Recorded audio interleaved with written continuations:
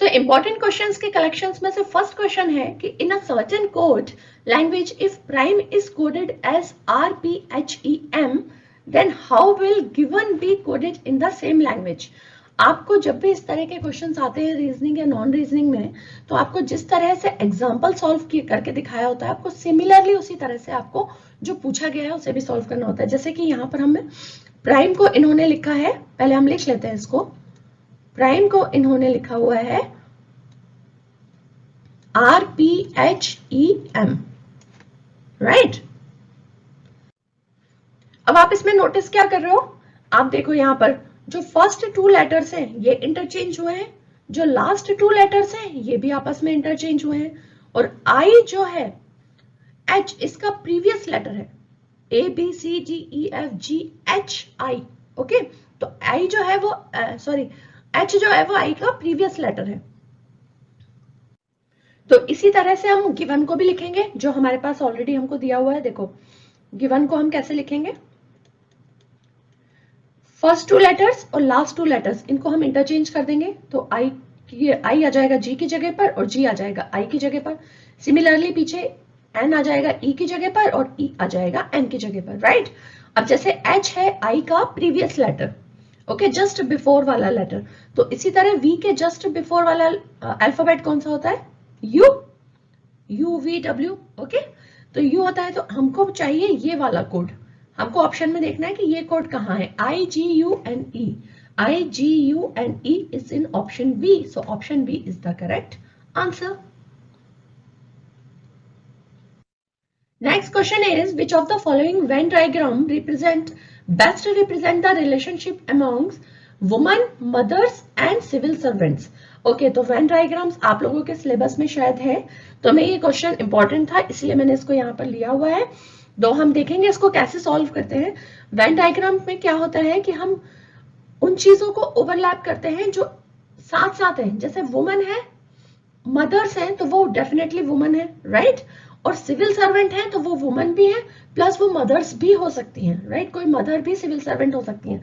तो सबसे पहले तो हम ये क्राइटेरिया लेते हैं कि जो वुमन मदर्स हैं वो सारी की सारी वुमेन्स हैं, ये तो कंपलसरी है, राइट।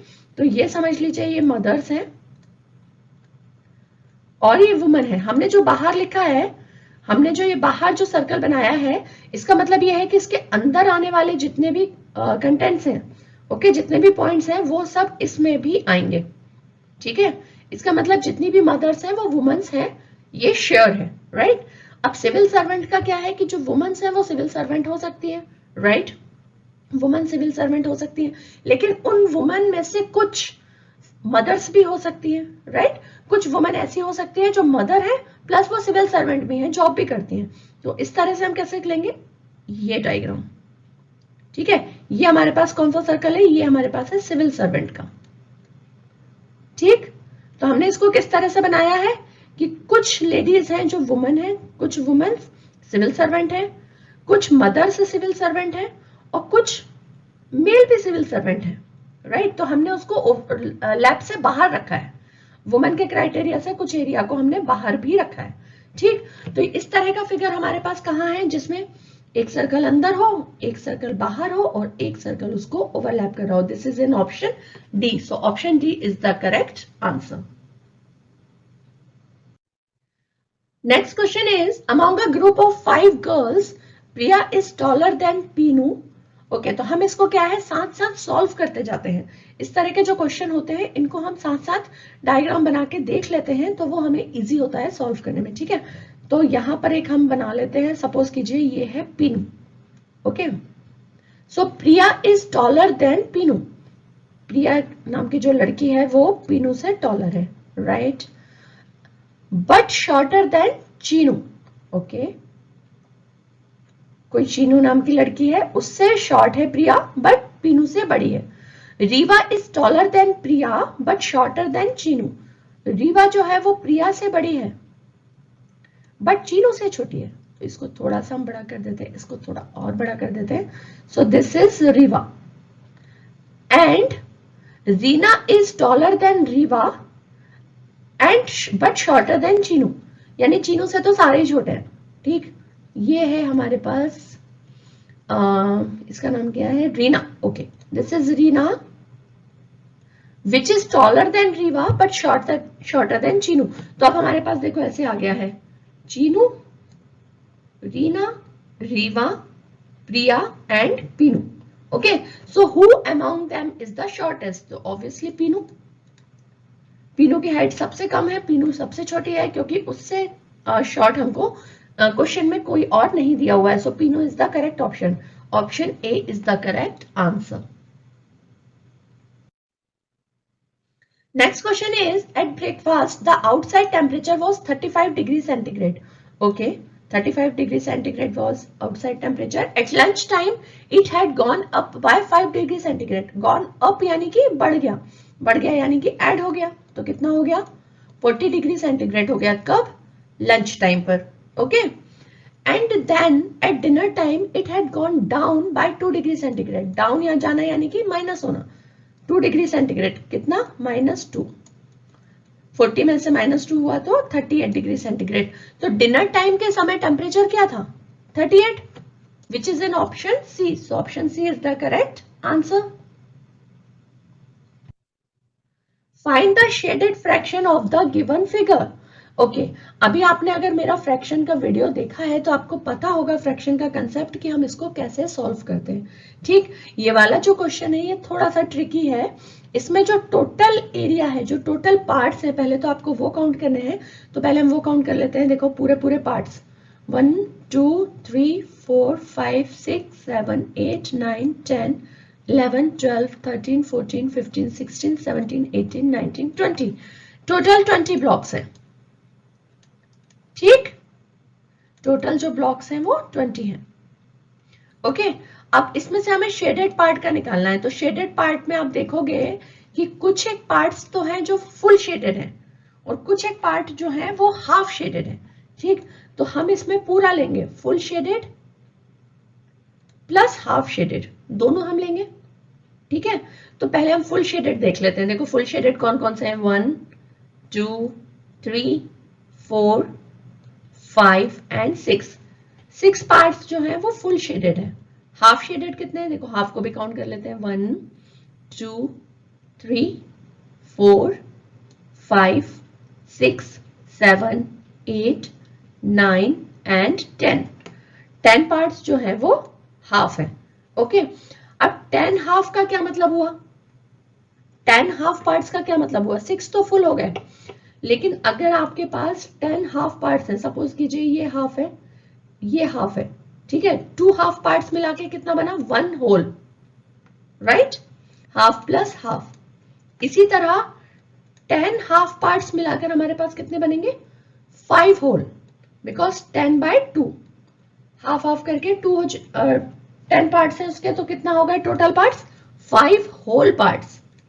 यानी कि 6 फुल तो ऑलरेडी हैं प्लस 5 और आ गए, क्योंकि ये 10 हाफ मिलाकर हमारे पास हो गए 5 फुल पार्ट्स.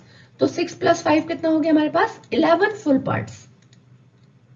ठीक, 11 शेडेड पार्ट्स. तो 11 शेडेड पार्ट्स को हम कैसे लिखेंगे? 11/20. 11/20 is option C. Option C is the correct answer. Okay, so sixth question is, select a number from the options which will replace the question mark to complete the given series. इस तरह के questions में आपको सबसे पहले समझना होता है कि सीरीज बनी किस तरह से हुई है. ठीक है, तो सबसे पहले आप ये देखो 89 से 78 तक आने के लिए आपको क्या करना पड़ेगा? 89 से 78 आने के लिए आपको -11 इसमें हमने किया है, तो हमारे पास 78 आया. ठीक है, 89 - 11 किया है तो हमारे पास 78 आया है. ठीक है, अब 78 से 87 जाने के लिए क्या किया? +9.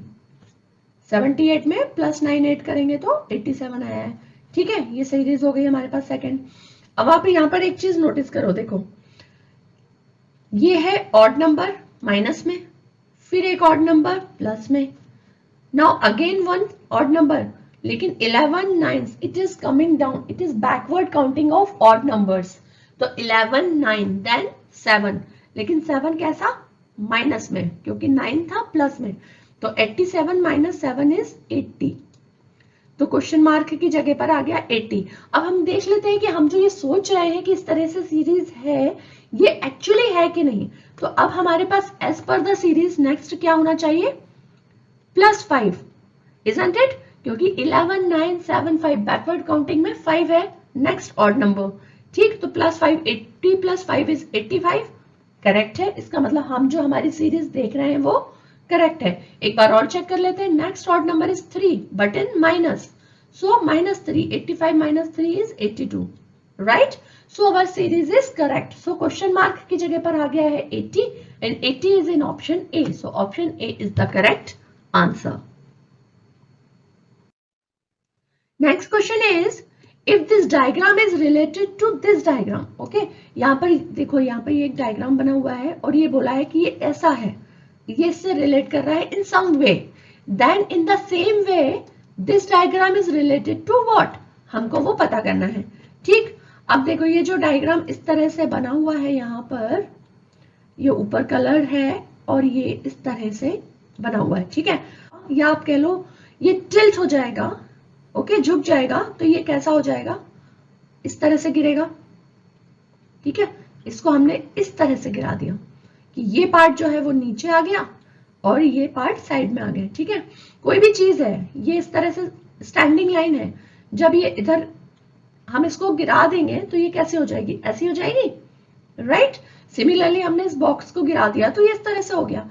ऐसे ही अगर हम इस सर्कल को, ये जो सर्कल हमारे पास दिया हुआ है क्वेश्चन में, ये वाला, इसको हम अगर टिल्ट कर दें या फिर गिरा दें तो ये कैसा हो जाएगा, ये हो जाएगा कुछ इस तरह से, ये आ जाएगा इधर और इधर पर लाइन।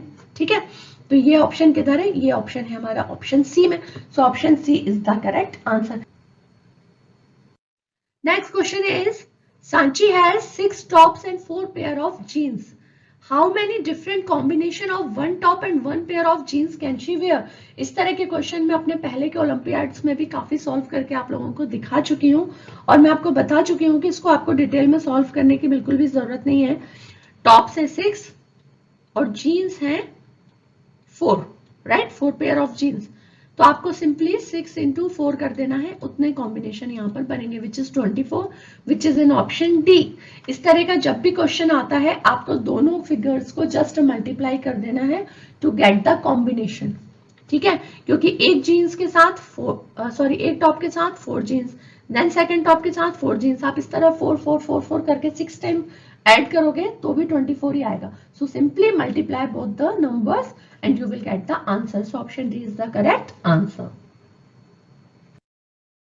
ये मामा जी, ये चुटकी जी और ये चाचा जी और ये मेरी जी, क्योंकि हैप्पी दिवाली तो सबके साथ गपशप लड़ा करके ही मनाई जाती है। असली अल्फोंसो और रसीले मैंगो से भरा माजा, दिल की बातें देर तक चलने दो।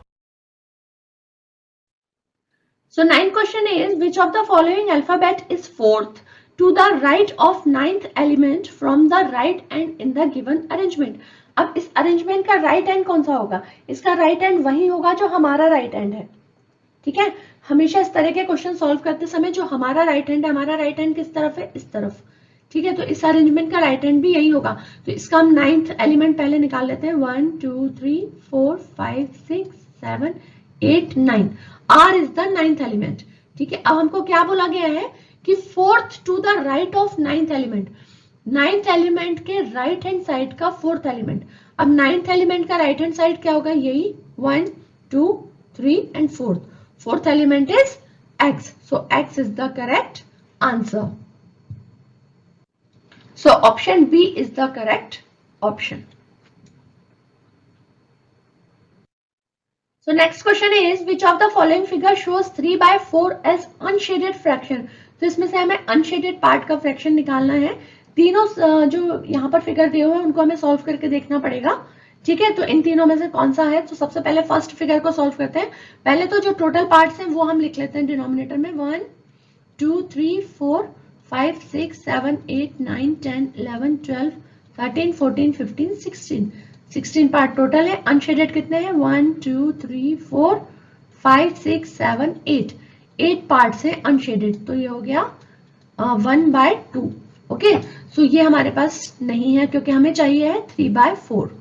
ठीक, नेक्स्ट में देखते हैं बी में 1 2 3 4 5 6 7 8 8 है टोटल पार्ट्स और अनशेडेड है 1 2 3 4 4/8 यानी कि 1/2, तो ये वाला ऑप्शन भी हमारे पास नहीं है।